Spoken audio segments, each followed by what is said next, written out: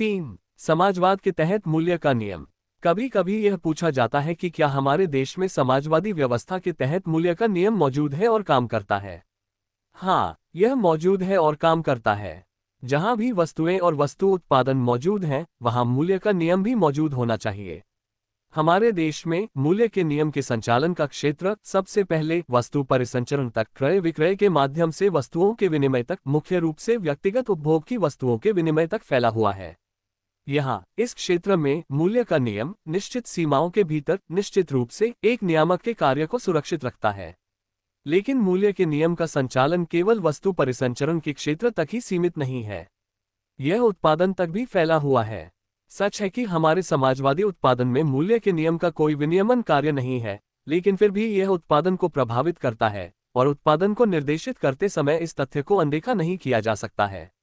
वास्तव में उपभोक्ता वस्तुएं, जो उत्पादन की प्रक्रिया में व्यय की गई श्रम शक्ति की भरपाई करने के लिए आवश्यक हैं, हमारे देश में मूल्य के नियम के संचालन के अंतर्गत आने वाली वस्तुओं के रूप में उत्पादित और बेची जाती हैं। यहीं पर मूल्य का नियम उत्पादन पर अपना प्रभाव डालता है। इस संबंध में लागत लेखांकन और लाभप्रदता, उत्पादन लागत, कीमतें आदि जैसी चीजें हमारे उद्यमों में वास्तविक महत्व रखती हैं। नतीजतन हमारे उद्यम मूल्य के नियम को ध्यान में रखे बिना काम नहीं कर सकते हैं और न ही उन्हें काम करना चाहिए। क्या यह अच्छी बात है? ये बुरी बात नहीं है। वर्तमान परिस्थितियों में ये वास्तव में बुरी बात नहीं है, क्योंकि यह हमारे व्यावसायिक अधिकारियों को तर्कसंगत तरीके से उत्पादन करने के लिए प्रशिक्षित करता है और उन्हें अनुशासित करता है। ये बुरी बात नहीं है क्योंकि यह हमारे अधिकारियों को उत्पादन परिमाणों की गणना करना, उन्हें सटीक रूप से गिनना और उत्पादन में वास्तविक चीजों की सटीक गणना करना सिखाता है और हवा से निकले अनुमानित आंकड़ों के बारे में बकवास नहीं करना सिखाता है। ये बुरी बात नहीं है क्योंकि यह हमारे अधिकारियों को उत्पादन में छिपे हुए भंडारों की तलाश करना, उन्हें खोजना और उनका उपयोग करना सिखाता है, न कि उन्हें पैरों तले रौंदना। ये बुरी बात नहीं है क्योंकि यह हमारे अधिकारियों को उत्पादन के तरीकों में सुधार करना, उत्पादन लागत कम करना, लागत लेखांकन का अभ्यास करना और अपने उद्यमों को भुगतान करना सिखाता है। यह एक अच्छा व्यावहारिक विद्यालय है जो हमारे कार्यकारी कर्मियों के विकास और विकास के वर्तमान चरण में समाजवादी उत्पादन के वास्तविक नेताओं के रूप में उनके विकास को गति देता है। समस्या यह नहीं है कि हमारे देश में उत्पादन मूल्य के नियम से प्रभावित होता है। समस्या यह है कि हमारे व्यापारिक अधिकारी और योजनाकार कुछ अपवादों को छोड़कर मूल्य के नियम के संचालन से अच्छी तरह परिचित नहीं है, उनका अध्ययन नहीं करते हैं और अपनी गणनाओं में उनका ध्यान नहीं रख पाते हैं।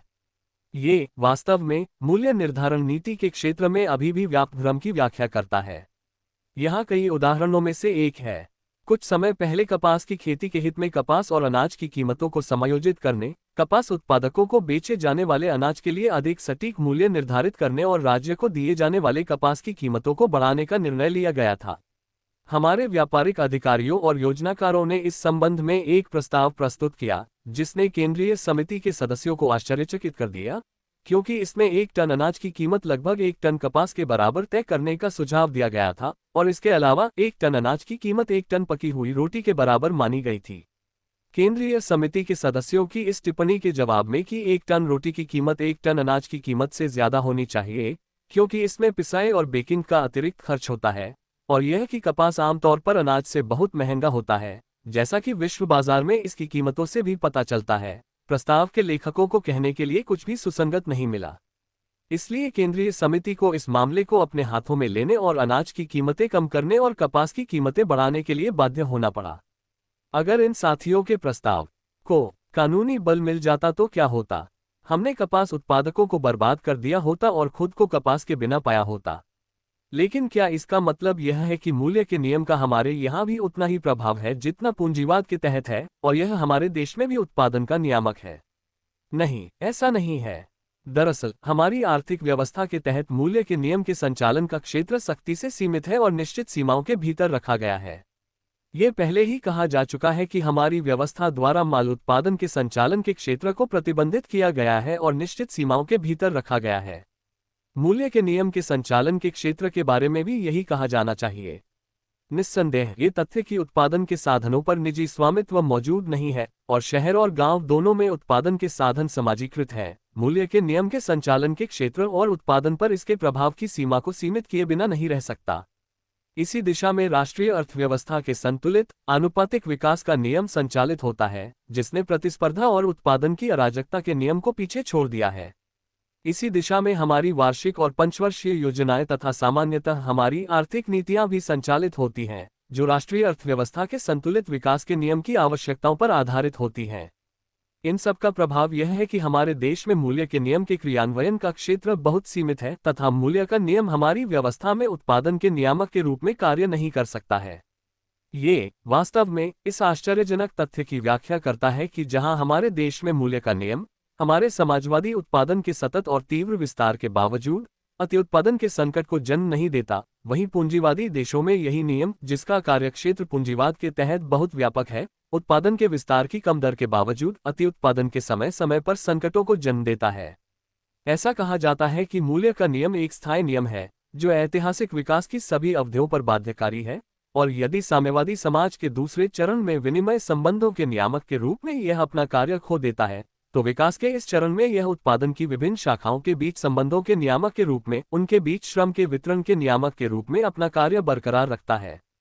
ये बिल्कुल गलत है। मूल्य के नियम की तरह वस्तु उत्पादन के अस्तित्व से जुड़ी एक ऐतिहासिक श्रेणी है। वस्तु उत्पादन के लुप्त होने के साथ ही मूल्य और उसके रूप तथा मूल्य का नियम भी लुप्त हो जाता है। साम्यवादी समाज के दूसरे चरण में माल के उत्पादन पर खर्च किए गए श्रम की मात्रा को किसी घुमावदार तरीके से नहीं मापा जाएगा, न ही मूल्य और उसके रूपों के माध्यम से, जैसा कि वस्तु उत्पादन के मामले में होता है, बल्कि सीधे और तुरंत समय की मात्रा, माल के उत्पादन पर खर्च किए गए घंटों की संख्या से मापा जाएगा। श्रम के वितरण के संबंध में उत्पादन की शाखाओं के बीच इसका वितरण मूल्य के नियम द्वारा नियंत्रित नहीं होगा, जो उस समय तक काम करना बंद कर देगा, बल्कि समाज की वस्तुओं की मांग में वृद्धि से नियंत्रित होगा। यह एक ऐसा समाज होगा जिसमें उत्पादन समाज की आवश्यकताओं द्वारा नियंत्रित होगा और समाज की आवश्यकताओं की गणना योजना निकायों के लिए सर्वोपरि महत्व प्राप्त करेगी।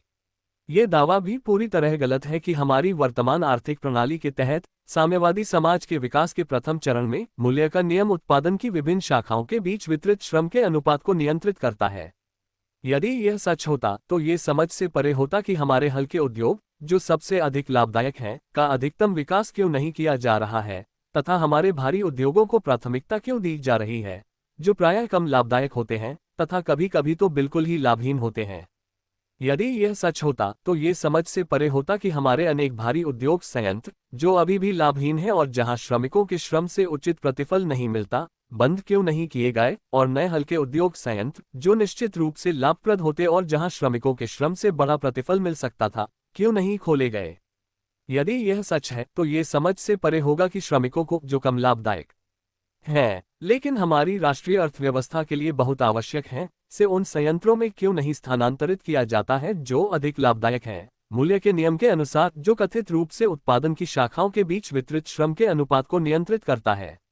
जाहिर है, अगर हम इन साथियों के नेतृत्व का अनुसरण करें तो हमें उपभोग की वस्तुओं के उत्पादन के पक्ष में उत्पादन के साधनों के उत्पादन को प्राथमिकता देना बंद करना होगा। और उत्पादन के साधनों के उत्पादन को प्राथमिकता देना बंद करने का क्या असर होगा?